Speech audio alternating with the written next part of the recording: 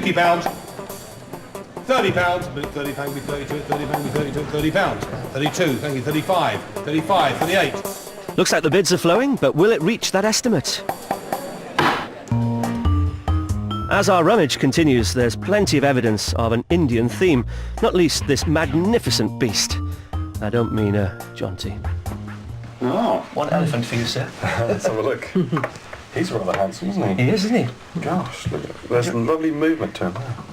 Now, you see a lot of elephants around, carved elephants around, that have all come from Asia on the high street, and the quality is just not there. And if I could compare the two, there would be a marked difference. Lots of lovely detail on this, isn't there? Yes, and that's what you're looking for, be it something carved out of a solid piece of timber like this, or a sculptural piece of work as well, maybe a bronze. It's the detail. So have a look at the top, and look at the detail on the back, and on the front, and even the floor here that he's standing on here, all hand carved. What about the fact that it's tuskless? Well, that can be replaced, and anything that, you know, you could even sort of have some fresh timber there, you know, bleached timber, so a restorer could easily put that back in. So presumably he's what, an Indian elephant? Yes, that's right, came from Ceylon. Yes, which is in fact different. The Indian elephants are a subspecies to the Asian elephant, so different to the ones you would see in Thailand, for instance. They're taller and thinner, but of course they all have smaller ears than the African elephant. Oh, yes. But I just think the detail is all there. Look at all that lovely carving. I just think it's so tactile. Worth putting into the auction sale. Well, Diana is willing to part with it, but for the right price, so what's it worth? I would value him, what, between £50 and £80. You happy with that? Yes, that'd be nice. Great. Well, time to say goodbye to the elephant. Ah, ciao, Bella. Yes, ciao indeed. Not quite the hefty price we'd really like, but a useful amount towards our £800 target. Let's hope it makes its upper estimate and beyond. Now, I know Jonty takes great pride in his appearance, so it's fitting he finds this silver dressing table set, including mirror, brushes, comb, and matching compact. All the things he uses daily. It belonged to Diana's mother and has a Birmingham hallmark which dates it to 1929. These were popular at a time when grooming and dressing was a much more elaborate process than it is today. There's plenty of avid collectors of sets like these, and even though it's not in the best condition, Jonty still gives it an attractive estimate of £100 to £150. Well, this is an oasis of calm in the centre of London. At the moment, all you can hear is birdsong. It's lovely. You've led a pretty eventful life, haven't you? I suppose I started travelling when I was 2.5. That's when I went out to India. And we were backwards and forwards, you know, on the leaves. I just love travelling. I love meeting people, and I loved languages at school. That was my forte. What was life like in India? Oh, I loved it. You didn't have to think of that for a second, did you? What was so special about it? Oh, well, the climate, we lived on an estate, you know, so there's plenty of space, and I had all these pet animals, spotted deer, a lamb, ponies. My father had a beautiful Arab stallion, Ashenbeg, you know, beautiful. I had to go to boarding school though, because there were no schools near the estate. And I was a bit of a tomboy, so I used to be caught sliding down a marquee or climbing a tree, and I was a gated, so if I got out twice in a term, I was very lucky, you know. So I didn't care for that so much, but otherwise life was good. So, cruising to New York. Why cruising? Have you been on a cruise before? No, never. A first for you then, fantastic. That's why I'm so keen to do it. So you're really looking forward to it? Really, yes, and seeing my friend. You going to go for a long time? I'd like to get back to old Paddy, but... You've got to come back for Paddy the dog. No, you can't stay out there for too long. No. Dare I ask, after New York, where's next? After New York? Well, I had an offer to go to Mongolia, but it's not on my hit list. Well, listen, if you want to get to New York, I think we should carry on with this rummage and hopefully find some treasure somewhere, usually under the bed or in the cupboard. Right. Come on, let's go. It's great to see that Diana's passion for travel and new experiences is still very much in evidence. Diana's friend Joan is keeping busy and soon spots this characterful pair of Buddhas brought back from China by Diana's uncle in the mid-1920s. Made of ivory, figurines like these would have been made for the tourist or export market and appear to be representations of the fat or laughing Buddha rather than the more formal pieces. International trade treaties mean that only ivory worked before 1947 is legal for sale at auction. Well, happily, this pair can make the journey to the sale room at £50 to £60. Our rummage continues, and it looks like the ladies may well have it covered. Yes, oh, it's lovely. Have you found anything for me? Well, what do you think of this, Jonty? That's very beautiful. So we're looking at a shawl here, are we? Mm-hmm. Whose shawl is this, or was this? It came down from my grandmother. It was a christening shawl. My mother was christened in it, and I believe I was christened in it. That seems to be in very good condition. But looking at the style of these flower heads here, this looks like it's probably a good 100 years old. Oh, yes, must be, yes. Isn't it beautiful? What do you think, Jane? It's beautiful. The work that's gone into it is fabulous. I suppose, is this sort of usually packed away, is it? Yes, packed away in a drawer. Now, what about selling it now? Because obviously this is a large part of your family history here.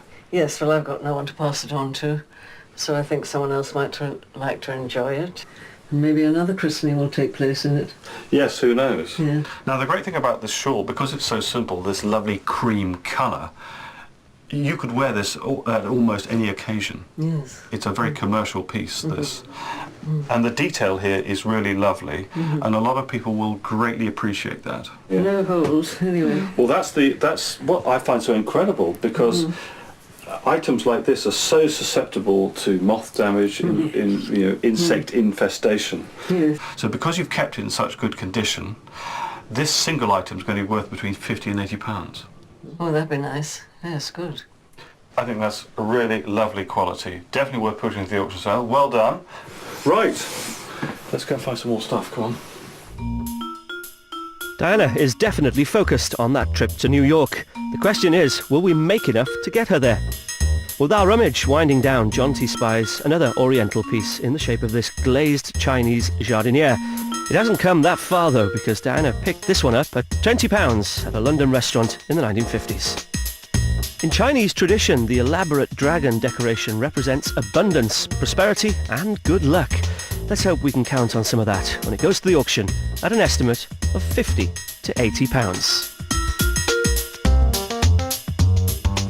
Jonty, what do you think of this necklace? What do you think of that?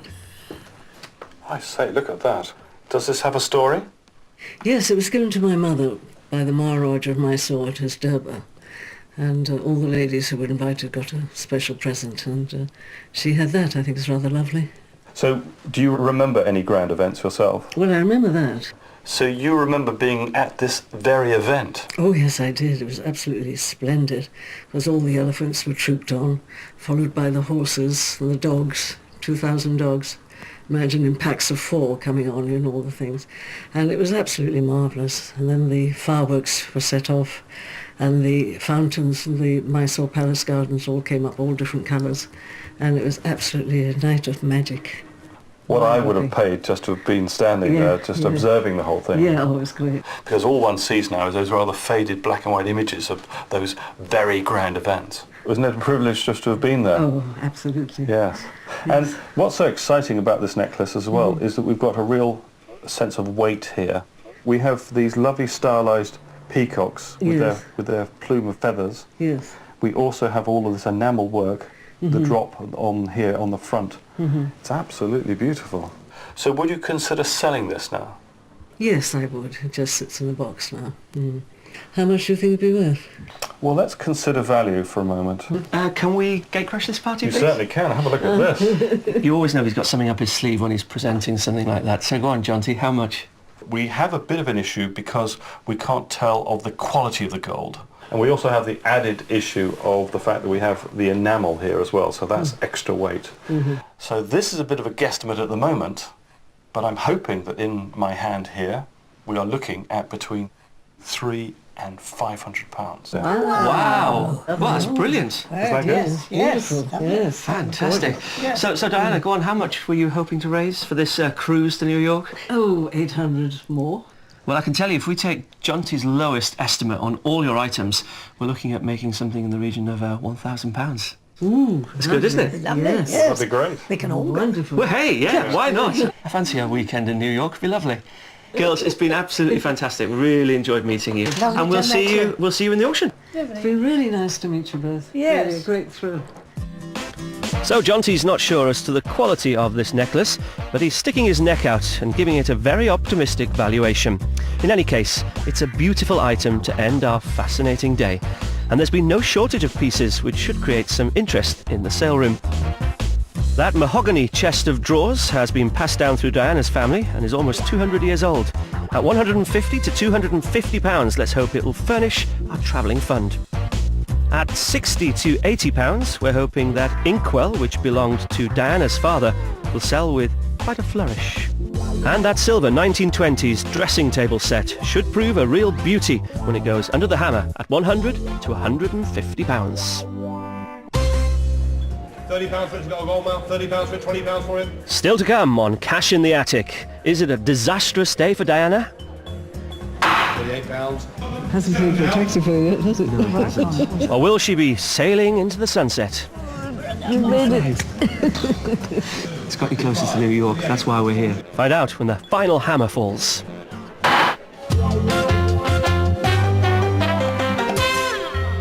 Well, it hasn't been that long since we spent a lovely day with Diana and Joan rummaging in their house in South London. Now, Diana would ideally love to cruise her way to New York, wouldn't we all? She's brought her stuff to Chiswick Auctions. Let's hope the bidders get on board.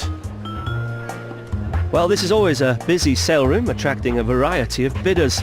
There's plenty of interest in today's lots, so I have high hopes for Diana's pieces when they go under the hammer. Sadly, Jonty's not able to make it today, so the ladies will have to put up with me. Hopefully I can bring just a little of Jonty's effortless gravitas and style. Yeah, who am I kidding? First things first though, and Diana's decided she can't bear to part with that Chinese jardiniere decorated with dragons. We found it in the rummage, so we're one down on the lots already. Then there's that lovely Indian necklace given to Diana's mum by a Maharaja no less, which seems to be causing auctioneer Tom Keane a touch of concern. You're looking very stern. Why did you want to see me about this? Alid, we've got a problem. I don't like it when you say that. Oh, well, listen, do me a favour, smell that, will you? Smell it? Smell it. And tell me what you smell. Why do you want me to smell? Okay, fine, I'll smell it. I'll do what you want. What can you smell? Metal. Alloy. Yeah, alloy. Gold doesn't smell. That does. Yeah. There's no smell at all of gold, so if you ever smell an alloy sort of sniff like you're doing now, it's wrong. So it's not gold, it's a mixture of brass and tin, and it's junk jewellery, 40 or 60 pounds. Yeah. Easy mistake to make? Easy enough, but not many dealers know. Trust your nose, because the smell gives it all. Gold doesn't smell. End of.